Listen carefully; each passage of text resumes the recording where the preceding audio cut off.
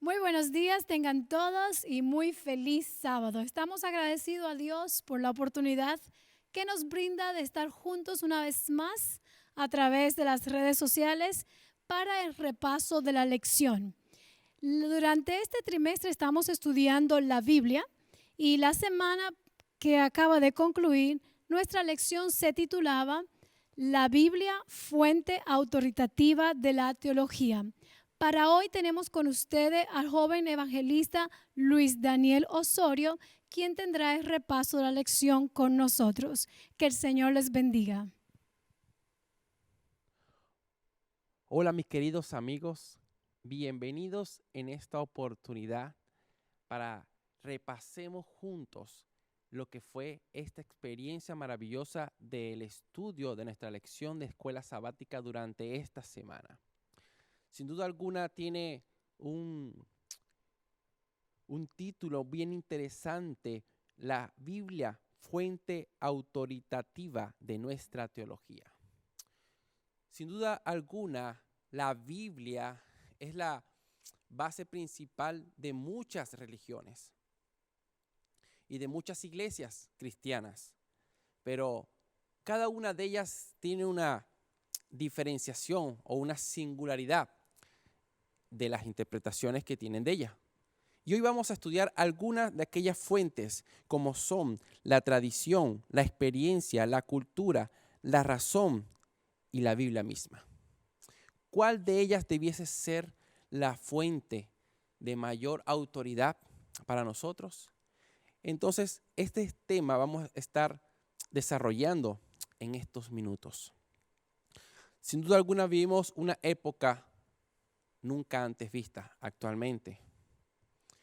Durante estas semanas vimos cómo el precio del petróleo cayó a niveles negativos, algo impresionante. Y no solo esto, sino combinado con los acontecimientos del coronavirus, esto ha hecho un impacto tremendo. Y no solo ha sido el impacto de las naciones, sino las consecuencias posteriores a este virus. Personas se han comunicado conmigo contándome su situación, miles o millones de personas que han perdido sus empleos dentro de los Estados Unidos.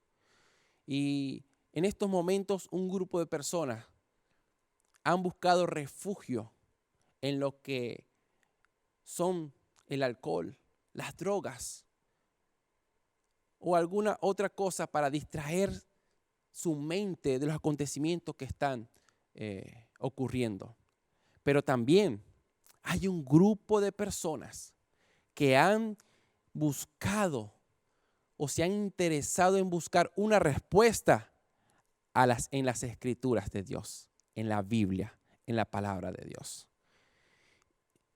Entonces esto nos hace pensar de que a pesar de todas las cosas, personas que no tenían un interés aparentemente, ellos tienen como autoridad y encuentran una paz en escuchar la palabra de Dios. Así que vamos a desplazarnos entonces en algunas de estas fuentes que pueden definir nuestra percepción teológica de la Biblia.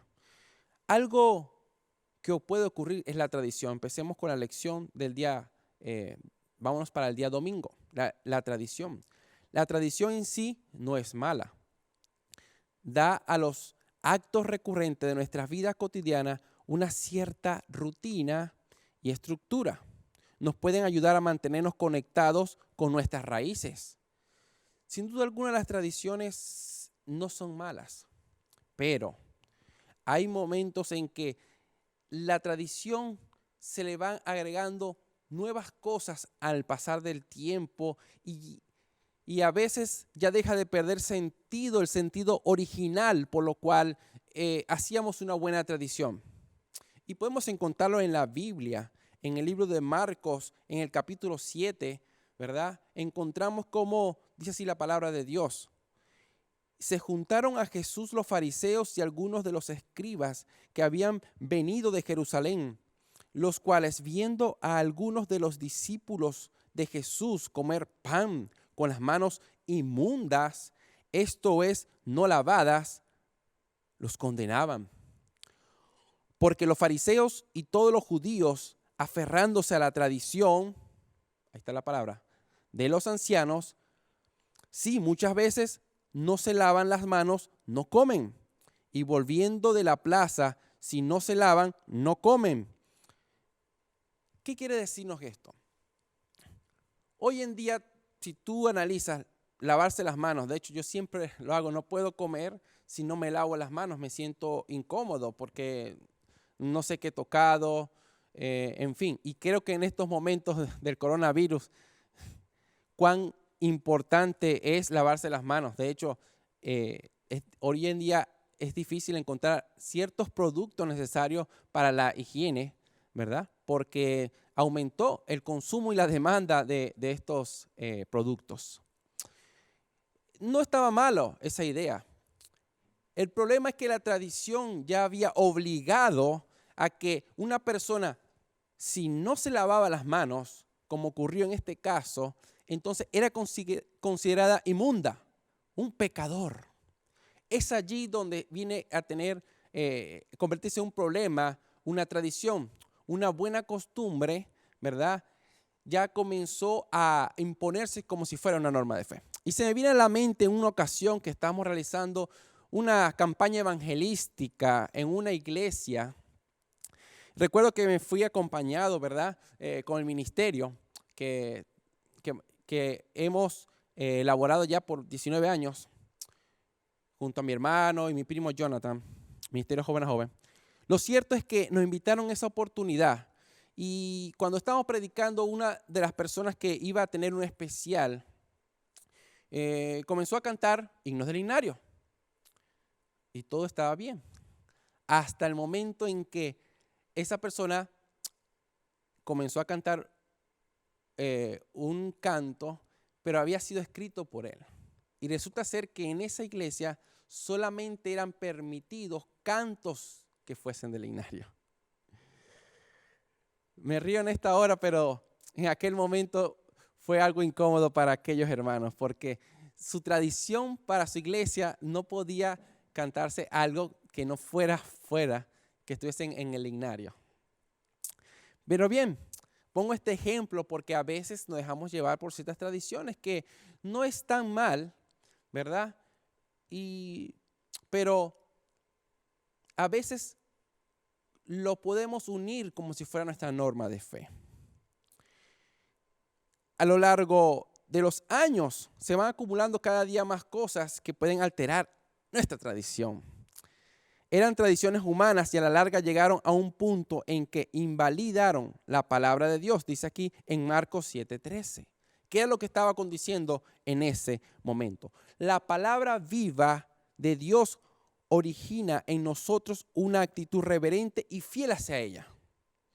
Esta fidelidad genera una cierta tradición. Por lo tanto, la Biblia ostenta un papel único que reemplaza a todas las tradiciones humanas. A veces hay tradiciones que podemos tener, pero la Biblia tiene el papel principal.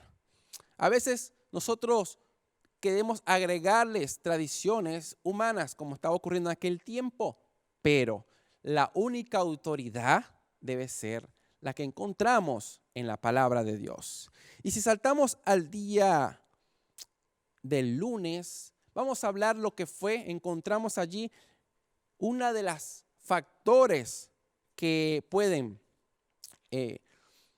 darle autoridad a nuestra teología es la palabra. La palabra de Dios es nuestra experiencia. Hoy en día podemos ver cómo la experiencia de algunas personas se ha sido trágica. Tiene un concepto de referencia de Dios a veces algo trágico. Recuerdo una oportunidad que una joven, ella pensaba de que ella no valía lo suficiente para Dios. Porque resulta ser que ella, cuando estaba pequeña, fue abandonada por su padre, los abandonó a ella, y su madre también la había dado a adopción por diferentes circunstancias. Pero para ella encontraba de que no valía para nadie. Ella siempre vestía de oscuro, se tapaba su cara. Fue increíble. Pero lo más sorprendente, que un día ella llegó a la iglesia, comenzamos a estudiar la palabra de Dios y encontró un versículo que encontramos en el Salmo, en el capítulo 27, versículo 10, que dice así: aunque mi padre y mi madre me dejen, con todo Jehová me recogerá. Gloria a Dios. ¿Saben? Ella pudo encontrar en la palabra de Dios un cambio en su pensar. Ella pudo entender ahora de que aunque había pasado una situación difícil, aunque su padre o su madre la habían abandonado, eso no tenía que ver con el amor que podía mostrarle Dios a ella. Por lo tanto, ella era amada, valorada, tanto que Cristo Jesús fue capaz de venir, dejar el cielo, venir a este mundo y morir en una cruz del Calvario para darnos la salvación a ti y a mí. Y eso fue para ella increíble. La experiencia también puede muchas veces estar dándonos un concepto teológico sobre Dios y sobre una percepción de la Biblia. A veces puede ser una percepción errada, pero cuando vamos y descubrimos y tenemos una experiencia de acercamiento con Dios, esa experiencia será placentera y agradable. En una oportunidad recuerdo que yo vi a mi papá, cuando él me explicaba clases de matemática, un poco bravo cuando no entendía algo. Yo recuerdo que hubo un domingo en que tenía que entregar unas tareas muy largas, se me acumularon muchas para entregarlas a la clase el día siguiente, y de ahí dependía casi el 40% para poder pasar mis materias. Y recuerdo que en una oportunidad tenía que entregar todo el libro ya lleno de tareas y me faltaba mucho. Y se nos hizo muy tarde. Y mi papá, me dijo que tenía que ser responsable por las consecuencias que había hecho. Yo me acosté muy triste y dije, voy a salir mal, voy a perder mi materia. Pero ocurrió algo que me impactó mi vida y hasta el día de hoy lo recuerdo con grande aprecio y me sorprendió. Resulta ser que al yo entregar mi tarea, al entregárselo al maestro, encontré que estaba todo el libro completado. Y decía un mensaje al final del pie de la página: hijo, te amo. Para mí fue una experiencia, una de las más lindas, donde pude comprobar qué es la gracia, qué es la misericordia y qué es el amor de un padre. Y así yo veo ahora a Dios. A veces nos podemos haber caído, nos podemos haber apartado de Él. Las consecuencias de nuestras faltas, de nuestros errores, están allí. Pero sabe, Dios en su infinito amor y bondad, Él completa aquello que nosotros por circunstancias no pudimos hacer. En su gracia Él las completa y nos da otra oportunidad. La experiencia. Y seguimos hablando también del tema como la cultura, como la razón y sobre todo la Biblia como autoridad. Hablando del tema de la razón, en el siglo XVII y XVIII se hizo mucho énfasis en que la razón era lo que definía la autoridad, incluso de la Biblia. Y querían opacar todo aquello que era inexplicable a la razón. ¿Cómo decir que Jesús caminó sobre el mar? ¿Cómo es posible de que el mar se pudo abrir en dos? Y así la ciencia ha tratado de desprestigiar o echar por el suelo aquellos eventos escritos en la Biblia. Como comentaba hace poco, el líder del pueblo de Israel actualmente dijo, si Dios pudo librarnos y salvarnos del pueblo egipcio, ¿cómo Dios no podrá ayudarnos en el tiempo del coronavirus? Palabras impresionantes que revelan la veracidad de aquellos hechos del pasado. Y ese pueblo hoy en día las mantiene como una verdad vigente. Y ese es el Dios maravilloso que tenemos.